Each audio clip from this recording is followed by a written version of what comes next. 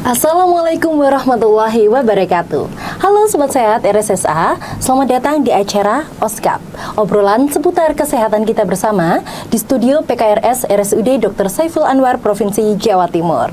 Sobat Sehat, di episode kali ini tentu bersama saya Evelyn dan bersama dengan narasumber yang spesial, kita akan membahas seputar sehat dimulai dari piringku.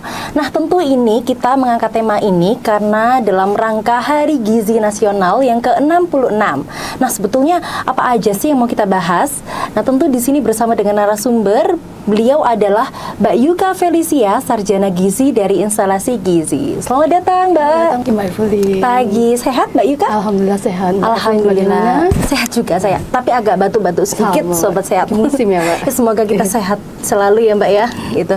Ngomong-ngomong nih, Mbak ya, tentang Hari Gizi Nasional nih yang ke-66. Kan kita itu mau ngomong-ngomong tentang ya ubi, singkong mungkin, terus ikan-ikanan lokal yang ada di Indonesia.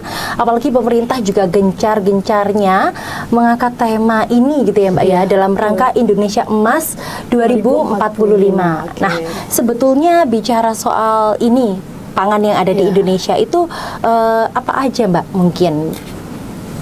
Kalau sekarang itu yang digencarkan oleh pemerintah itu adalah pangan lokal seperti itu. Jadi kita memanfaatkan pangan yang ada di sekitar kita. Ini masuk ke programnya pemerintah. Seperti itu. Baik. Nah, kalau misalnya dari acara ini ya, Mbak ya, Hari Gizi Nasional, dari kegiatan yang ada di nasional sendiri, mungkin dari Kemenkes, dari pemerintah kita ada kegiatan besar apa tuh, Mbak? Oh iya, kemarin kalau di nasional itu kita ada yang namanya edukasi di sekolah-sekolah itu serentak, Mbak, se-Indonesia. Jadi ada sekitar 1.800 titik. Kita melakukan edukasi gizi di sekolah-sekolah itu 1.840 sekian titik, lalu di 36 provinsi. Kita tergabung di DPC Persagi Kota Malang ya. Itu kita melaksanakan edukasi di 26 titik. Dari RSSA sendiri itu mengirimkan 15 ahli gizi sebagai edukator, seperti itu. Lumayan banyak berarti ya, Mbak ya, gitu.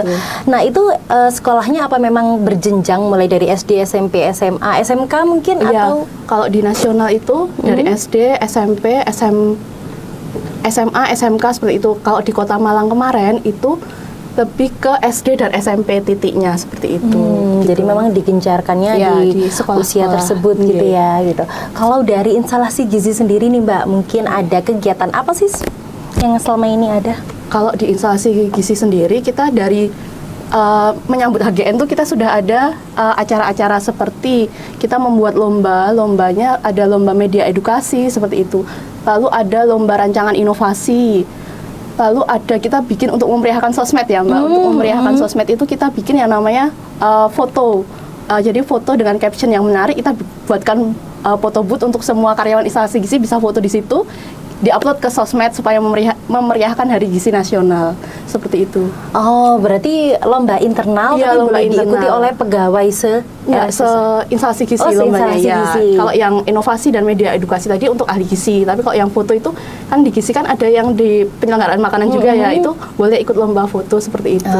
Nggak menutup kemungkinan siapapun gizi ya kita gitu. Jadi bikin caption yang menarik, kan ada sekarang caption lucu-lucu gitu ya, Mbak. Itu diupload ke sosial medianya, nanti kita pas acara seremonialnya. Jadi kemarin kita juga ada yang namanya acara seremonialnya di tanggal 23. Sebenarnya kan Hari Gizi itu tanggal 25, karena kemarin ketepatan dengan hari libur, jadi kita majukan untuk acara puncaknya di instalasi gizi di tanggal 23. Jadi selain acara seremonial tadi, pengumuman lomba dan sebagainya, kita juga ada yang namanya adalah pembagian buku untuk ahli gizi. Jadi kita punya buku karyanya instalasi gizi, dibagikan untuk ahli gizi semua. Jadi dibagikan untuk pegangan, misalnya melakukan asuhan gizi di ruangan seperti itu. Jadi bukunya dari instalasi gizi untuk apresiasi untuk ahli gizi yang sudah mengabdi seperti itu. Luar biasa. Satu lagi, Mbak. Jadi satu lagi itu ada kita membagikan makanan bergizi untuk penunggu pasien. Jadi kita keliling di hari Jumat itu, Jumat Berkah ya, sekarang Jumat Berkah itu kita keliling membagikan makanan untuk penunggu pasien di ruang-ruang tunggu seperti itu. Gitu. Jadi bentuknya seperti MBG mungkin ya.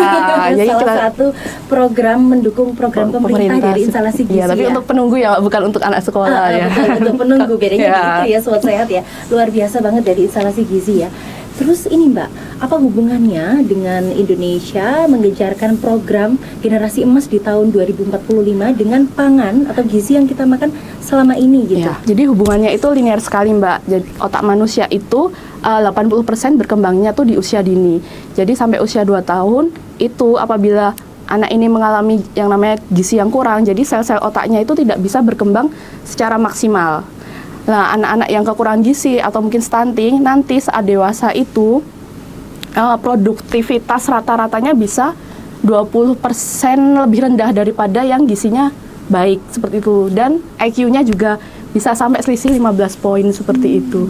Jaraknya lumayan berarti. Iya, betul. Jadi untuk menyambut yang namanya Indonesia generasi emas 2045 kan kita butuh SDM yang cerdas, SDM yang tinggi secara fisik tapi juga produktif. Kalau ini tidak kita mulai gencarkan dari sekarang, maka nanti kedepannya kita bisa ada masalah tadi kekurangan gizi.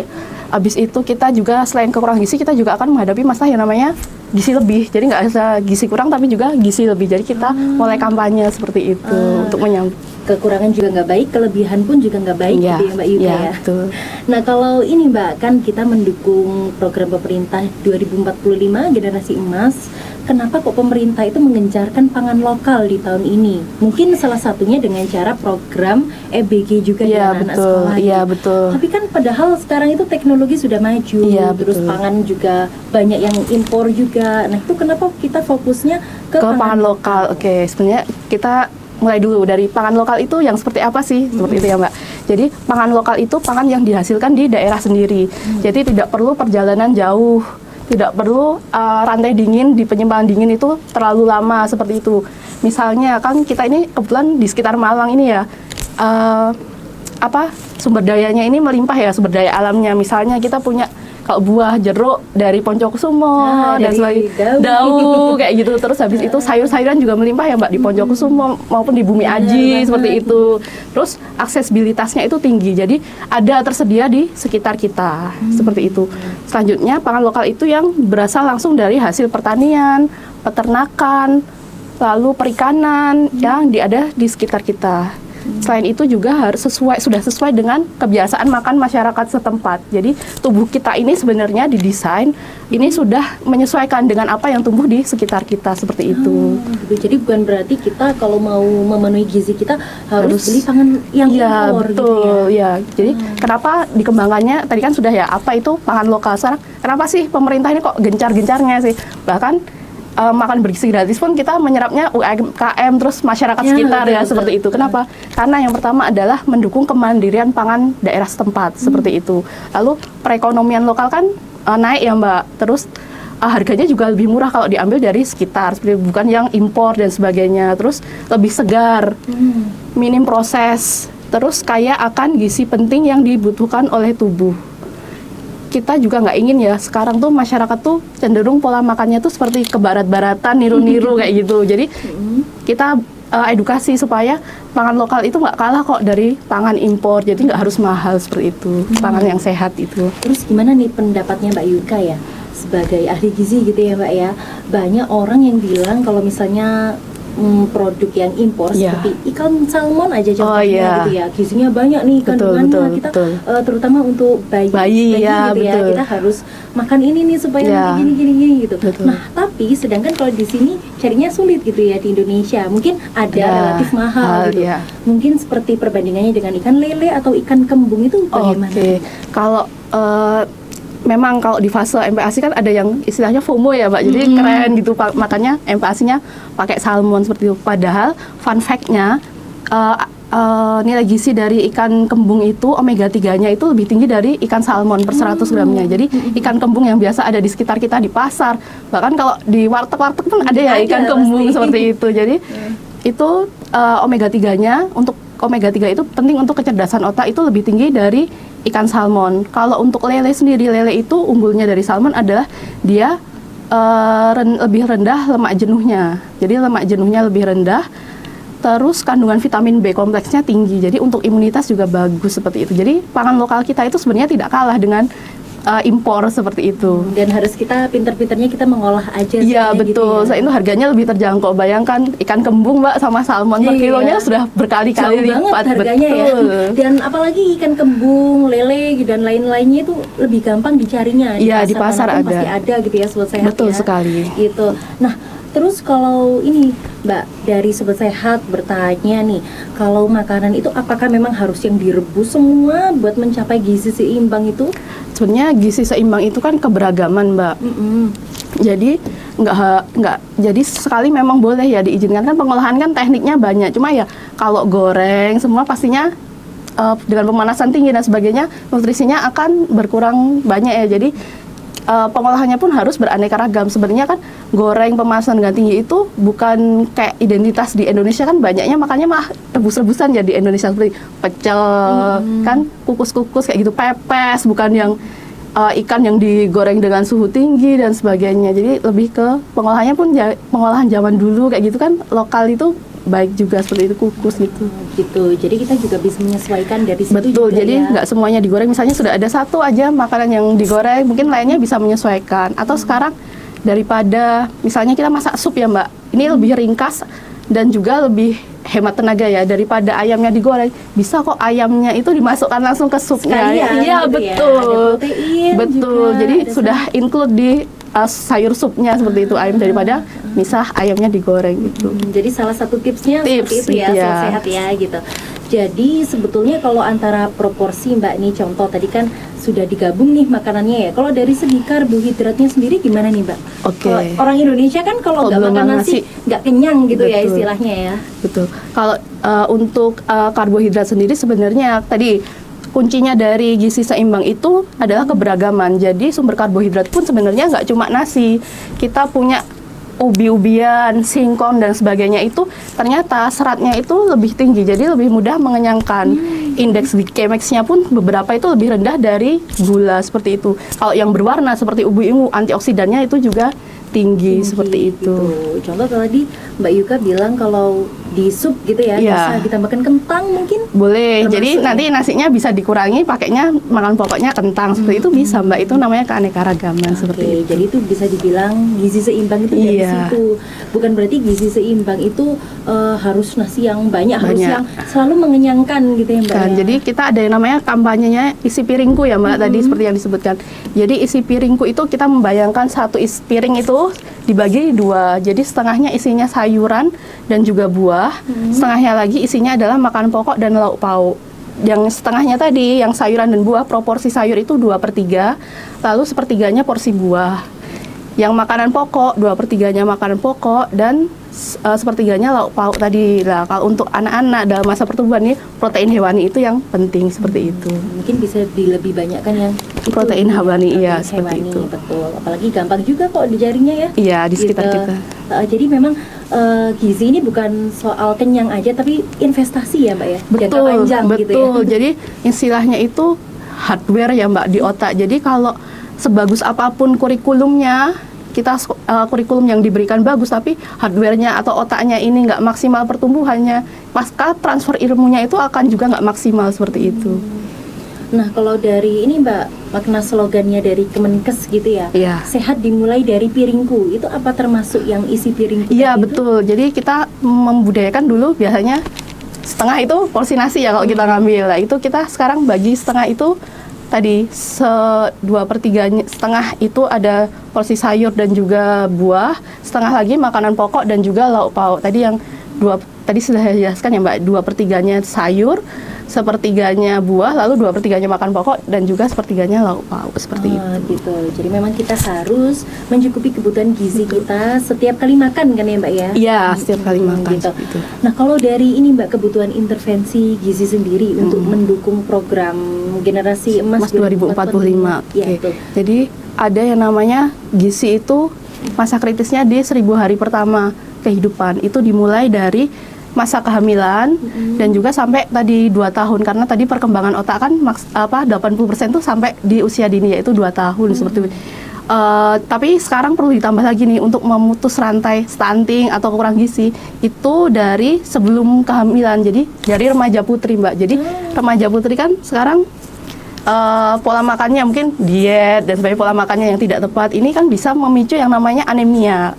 Anemia nanti ini beresiko untuk melahirkan, namanya calon ibu ya kalau remaja putri, nanti akan resiko melahirkan bayi yang stunting seperti itu dari remaja yang anemia ini tadi. Jadi sekarang investasinya remaja itu bukan cuma di isi piringku, tapi bukan cuma di skincare, tapi juga di isi piringku seperti itu. Bukan dari luar aja, tapi iya, asupan dari dalam. Nah betul, untuk mempersiapkan gitu, masa depan Indonesia itu, Mbak. Bahkan ada istilah gini Mbak Yuka, di sosmed kita sering lihat makan skincare. Nah, jadi yang kita makan isi piring yang rebusan gitu. Itu gimana berarti Mbak?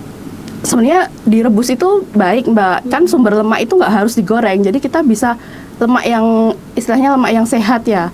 Lemak yang dari protein, sumber-sumber protein itu sebenarnya juga banyak mengandung lemak. Jadi masa intervensinya itu bisa dimulai dari yang namanya 1000 hari pertama kehidupan, Mbak. 1000 hari pertama kehidupan itu dihitung sejak dalam kandungan sampai anak usia 2 tahun. Jadi kan tadi perkembangan otak kan 80% sampai usia dini ya, usia 2 tahun. Tapi sekarang perlu ditambah satu lagi, yaitu dari remaja putri. Kenapa remaja putri? Karena remaja putri ini adalah calon ibu ya, Mbak. Calon ibu. Kalau remaja putri kita sekarang misalnya kurang gizi akibat diet yang salah atau makan makanan yang beresiko seperti itu, nanti kedepannya akan beresiko melahirkan bayi yang stunting. Jadi untuk memutus rantai stunting itu bisa dimulai dari sejak sebelum pernikahan. Investasinya sekarang gini, Mbak. Jadi investasi remaja putri itu nggak cuma di skincare, tapi juga di isi piringku seperti itu. Makan makanan yang bergizi. Betul, gitu ya, mungkin betul. dari aktivitas fisiknya juga. Betul, gitu ya. Jadi kita nabung kesehatan istilahnya untuk gitu masa ya, Mbak, depan seperti itu, Mbak. Jadi bukan berarti yang memang anak terlahir stunting itu dari mungkin ibu hamilnya, tapi kita harus mencegah itu mulai dari remaja seperti gitu ya. itu. Nah itu sobat sehat, terutama mungkin yang usianya sekitar SMA gitu Ya, ya, apalagi betul. lagi FOMO-FOMOnya makan makanan yang pedas gitu ya, ngopi Nah, juga. ngopi juga. Nah, itu termasuk ya sobat sehat, jadi bisa dikurangi gitu. Gak apa-apa, pelan-pelan dikurangi aja gitu ya. Oke, baik. Kalau pesan dari Mbak Yuka nih untuk sobat sehat RSSA. Jadi untuk menyambut nih kita mewujudkan generasi emas 2045, yang pertama adalah jangan lupa isi piringku. Lalu untuk anak-anak jangan lupa protein hewani itu penting. Usahakan minimal ada 1 jenis protein hewani dalam setiap isi piring seperti itu. Yang kedua adalah pangkas gula. Karena sekarang kita programnya ganti minuman manis dengan air putih ya, Mbak, gitu. Yang ketiga tadi kita sempat bahas adalah pangan lokal. Jadi fokus dengan apa yang ada di sekitar kita, bukan yang diiklankan di TV.